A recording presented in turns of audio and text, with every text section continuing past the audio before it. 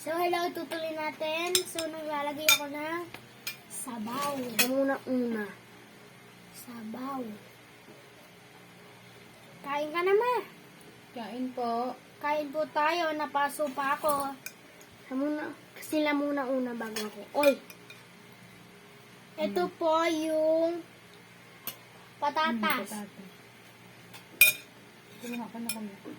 Kakain na kami. Kain din kayo dyan. Kain po kami ng gulay. O. Pag may nilaga po kayo, i-ano nyo rin po. Mukbang nyo rin po. Ito po ang gabihan. Masarap na gabihan. Gulay po. Kumuha po kayo ng Ako po gulay. ng gulay na po. Kuya po.